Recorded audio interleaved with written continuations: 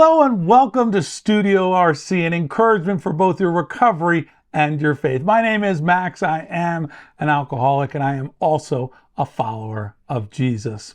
So this week we're starting on a new adventure, and each week we're going to take a look at a different recovery church value. And we're going to do so, I'm going to try something I haven't tried. I'm going to put a little timer in the corner and I'm going to give myself 12 minutes to see what I can do on each value. I'll only have the 12 minutes and we'll go through each of the different values. What I wanted to do is just set it up, and this will be the same setup each week, and then we'll transition into whatever value of the week. But it's important to remember, who are we and what do we do here at Recovery Church? Recovery Church Movement is a network of recovery churches reaching and training those in early recovery to grow in their faith and their recovery. Recovery Church Movement is a bridge between the 12-step fellowships and the church. We train, coach, and help people learn to become disciple makers within the recovery community and to start, plant, and reproduce recovery churches. That's who Recovery Church is. That's what we do. Now, our vision, our Recovery Church vision is this: a recovery church in every city in this nation and beyond. And we have taken a look, I think there's something like 15,000 cities in our nation, and so we're looking at that and looking at ways that we can continue to expand and continue to have recovery churches in each and every one of those locations, in addition to your online resources such as Studio RC or our RC online campus, our High Five at 420. So we have all these different stories, different ways that we can help those, both the physical locations as well as giving digital resources as well. And so our mission, we've did our vision and our mission. Our mission is equipping God's people to do God's work of recovery. So we have who we are and what we do, we have our vision, and we have our mission. And that will set us up each week to go into exploring a different value. And we'll review this each week, and then we'll go into the value of the week. And so over the next several weeks, we're going to look at various values. And again, I'm going to take 12 minutes on a clock and see how far and how much we can get covered. I may have to speed talk, but that's okay. So hopefully you're ready, and this will be something that'll be informative also of who, again, Recovery Church is, and who the very essence of us and our values and the things that we do value. So let's get started on this week's value. Hello, and we are ready to tackle another Recovery Church value. On this episode, we are going to look at the value of the steps. I know, the steps. Let's put 12 minutes up there. I don't know if that's a minute per step, but we'll see. Let's put up the time and let's go. The Recovery Church value is steps. We work and believe in the 12 steps. They embody many of the Bible's core teaching and will lead a person closer to God. Let me say that again. We work and believe in the 12 steps. They embody many of the Bible's core teachings and will lead a person closer to God. Let me just share from the get-go, from the onset here. I have never found anything in the big book, at least of AA. I haven't read all the basic texts from NA. I own it. I haven't studied it the way I have the big book, and I've studied the steps. I've done the steps. I've helped others through the steps. I've never found anything in this that contradicts anything in the Bible or faith. And I think that sometimes people who don't have a recovery background struggle with the need for the steps, especially if you come into recovery and maybe have a faith background. You're like, why do I need to do this? This doesn't make any sense. And I will tell you that if you want maybe possibly one of the most intense discipleship programs you could ever do the steps. The steps ask you to do things that many people of faith aren't necessarily asked to do, maybe might not even be willing to do. Part of the reason that addicts and alcoholics are willing to do the steps is because they are desperate. They're desperate for recovery, and they understand that on some level, this is life or death. They need to achieve sobriety. They need to get clean. And in order to do that, they do these simple steps.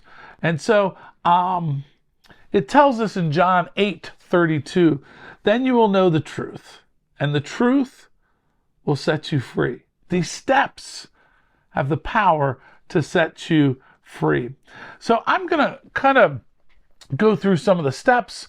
I'm going to go through all the steps if time permitting. And I'm going to have my big book. I have my big book with me. I'm a big proponent of writing in my big book and using highlighters. And one of the things it says in how it works, and often many meetings read the how it works. It starts out with, rarely have we seen a person fail who's thoroughly followed our path being the steps. And it's, I think that the original author, Bill W., wanted to say, never have we seen a person fail who's thoroughly followed our path. But they thought that was a little extreme. The how it works talks a little bit about, like, as long as you're honest, you can do this. And that's a beautiful thing. Now, if you start the steps and you're doing the steps, one of the things it says in how it works, it says, if you've decided you want what we have and then you're willing to go to any length to get it, then you're ready to take certain steps. And these are the 12 steps. If you've started the 12 steps, you've acknowledged you want what we have, and that you're willing to go at any length to get it. It's almost like one of those web pages where you just check the agreement, like you don't really read it, and it might even say, we're going to take your firstborn child and the first $1 million you make. You don't care. You just want to check it to get it over. If you've started the steps, just know that you've acknowledged that you want what we have, and you've decided to go to any length to get it. And so it tells us half measures avail us nothing. So we got to go all in. We really need to do these steps. And it says, here are the steps we took, which are suggested as a program of recovery. The first one is we, and I love that it starts out with we. It doesn't say I, we. So right from the get-go, we're not alone, which was one of the things that people in recovery have struggled with. Well, I always felt like I didn't fit in. I always felt like I was a little off. But we admitted we were powerless over alcohol, that our lives have become unmanageable. That dash sort of indicates that being powerless and unmanageability, they're synonymous with one another. Later on in the ABCs afterwards, it says and, so it kind of breaks it separately, but that dash kind of like, my life, we're powerless over alcohol, my life had become unmanageable. Unmanageability and powerlessness are very similar. It tells us in Romans 7:18 in regards to the first step, I know that nothing good lives in me. That is in my sinful nature, for I have the desire to do what is good, but I cannot carry it out. Isn't that a picture of us and our drinking and using? We wanted to do good, but we just struggled. And so the second step is we came to believe in a power greater than ourselves could restore us to sanity. And what's one of the interesting things about this is, when we're talking about sanity, we're not talking about mental health. And people who come into recovery, they may have issues, outside issues that need additional counseling. And that's why rehabs often employ professional counselors, psychologists, all this. So we're not talking about sanity in that way. We're talking about sanity in regards to our approach to the first drink or drug. We define insanity as doing the same thing over and over again and expecting different results. Well, the restored to sanity is that we realize we can't do the first drink or drug, and which was a mind-blowing concept, because I would have thought that it was the seventh or eighth drink that got me drunk, not the first one. But the recovery approach is it's the first one that starts it, and we don't know, because of our powerlessness, where it will take us. So we're coming to believe that there's a power greater than ourselves, something outside of ourselves that's going to restore us to sanity. In other words, that is going to bring about our understanding that we can't take the first drink or the first puff or first drug. In step 3, we made a decision to turn our will and our lives over to the care of God as we understood him. The word here for me that's really important is care, the care of God. Now, if you have children, if you have a pet, and I don't mean they're the same thing. Sometimes it looks pretty close, but if you have a pet or a child, when you take care of that pet or child or item that you are responsible for, you feed it, you provide it shelter, provide clothes, you care for it, but you don't control it. God's not asking for us to become robots, return our will and our lives over to the care of God. It's that we're giving him the care of God, to just kind of helping us, guiding us. And it tells us in Romans 12:1, therefore I urge you, brothers, in view of God's mercy, to offer your bodies as living sacrifices, holy and pleasing to God. This is your spiritual act of worship. In the 4th step, we got the 4th and the 5th, this inventory. We made a searching and fearless moral inventory of ourselves. We took a look at what was on the shelves. Those guilts, those shames. It's a moral inventory. A moral deals with not the things that we struggle with in ourselves. And it doesn't necessarily mean we go back over every instance of every time we lied or every time we did something bad. We try to come up with a picture and make sure we see the patterns and those things that we carry with us. And it tells us in Lamentations, let us examine our ways and test them, and let us return to the Lord. So in other words, we're going to take a look. We're going to take this inventory. And then in the 5th step, we're going to admit to God, to ourselves, and to another human being the exact nature of our wrongs. It tells us in James 5:16, therefore confess your sins to each other and pray for each other so that you may be healed. I love that we admit it to God. We admit to God for forgiveness. We admit to ourselves for understanding, and then we admit to another human being for humility, the exact nature of our wrongs, the things that we've seen in the 4th step, and we have that confession moment. In step 6, it says we were entirely ready to have God remove all these defects of characters, the ones that we just discovered in the 4th and in the 5th step process. In James 4:10, it says, humble yourselves before the Lord, and he will lift you up. And then in 7, it says, humbly ask him to remove our shortcomings. So what we're doing is we have identified our shortcomings. We're like, okay, yes, I'm ready to get rid of these shortcomings. And then we've asked God to remove the shortcomings. And the reason we ask God to remove these shortcomings is not so that we're better people, not so that we're more tolerable. It's so that we can be more useful to God and those around us. That's why we ask for God to remove them. Humbly, we ask him. In other words, don't demand things of God. It tells us in the 7th step how we approach God, humbly with our shortcomings, and we ask him to remove them. I have found in my experience that God removes things that keep us from being useful, things like our addiction. But in regards to a lot of my other shortcomings, God has softened them or taken away some of the sharp edges, but I still live with some of those. Even after multiple decades of sobriety, I still struggle with some of the same things I did when I originally wrote it down. They're just not to the degree they once were. Number 8, we made a list of all persons we had harmed, became willing to make amends to them all. Again, we're now being action oriented. We're thinking about others, and it tells us in Luke 6:31, do to others as you would have them do to you. The whole golden rule. So we're trying to amend that. We come to 9, we make direct amends, not living amends, although living amends are good, but that doesn't fulfill this step.